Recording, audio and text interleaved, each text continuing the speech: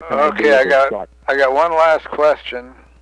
Sure. We talked about retirement because it's you're obviously getting more and more disabled, and it's getting harder for you to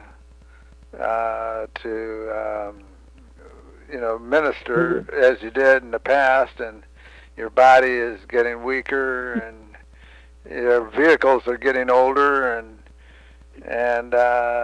needing a lot of repairs. And we talked about a nursing home, but you said that you wouldn't even consider that. Why? Well, I'll reword your question. Okay.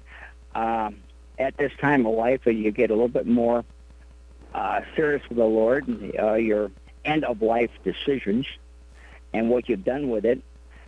And I want to be a Barnabas. I've got it here in my mirror, Barnabas. The word Barnabas means son of encouragement. Son of encouragement. I want to be an encourager, not a criticizer. And what kind of heritage are we going to leave for our children? What kind of have we proven to be faithful or not? Um, the what kind of example have we set?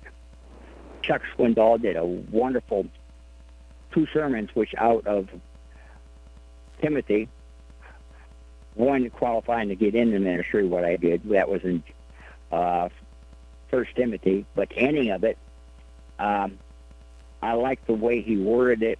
The end of Terry, or of to Timothy. Um, let's see, he had looking back with no regrets. What kind of heritage have we left for others? And that's what the sermon was about. And that's what I want to be about. Finishing well. What so many people in this, and particularly in my age bracket and younger, with the having to be on the streets, having to do, the way they've served in the past, they're done. They've had to be done. I am blessed that this billboard is a ministry that I have. And I'm very blessed with it. And people talked about retirement, and I said, I don't see that word in my Bible. My Bible talks about change of job description. Okay? And the fact of what can you do and how can your life be a witness to others of, and that's where I am. Okay, nursing home, there's two ways. Being what we do, I face the idea that I'm surprised I'm still alive. I figured I'd be dead a long time ago. Okay, either when we're active at the clinics, on the streets, somebody run me off the road for some reason or another, or as it happened with you and Donna, you had a bullet in your van. They fired at you. Okay, so that could happen. And the realizing that, thinking about, Lord, this is my wishes, my dreams, or what I'd like to have.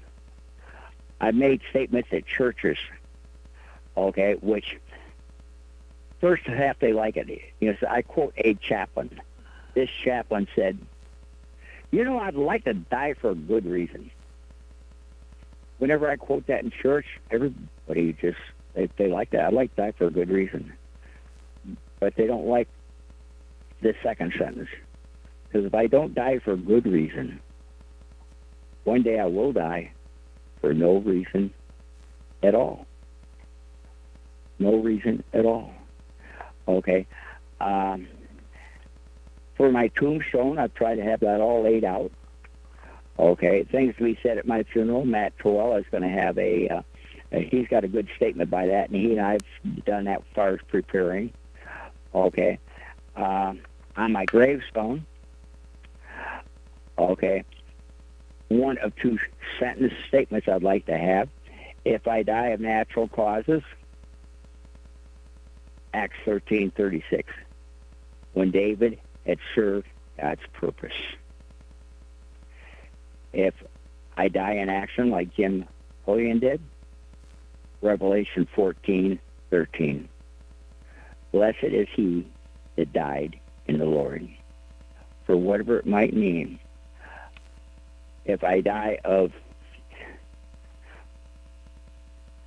I'll get into quoting a statement where motivates a lot. I do Jack DeVault, okay, whom was a very good friend, leader in the early days.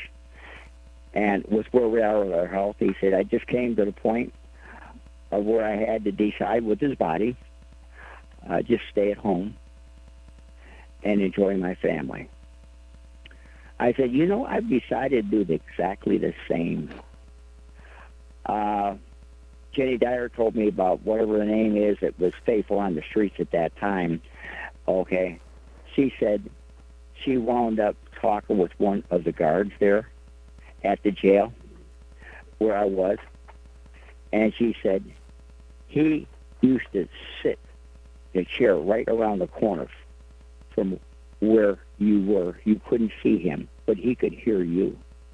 And he listened to your Bible studies, going over the scriptures every day. I thought, what a blessing to be used that way. So for whatever it might mean, all I know is that I want to go out serving, not only as a heritage example to others, but I want to live it to the fullest. Okay?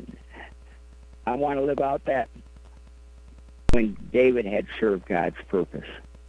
We're here to witness we're here for his good pleasure, not the other way around. And the joy is in being used by him. Not always fun, but what joy to have your life worthwhile. And particularly, I'm thankful that the Lord has given me a heart for our children. What kind of moral standard are we turning over to them? And for me to be able to do as much as I can do in that category of witnessing, standing up,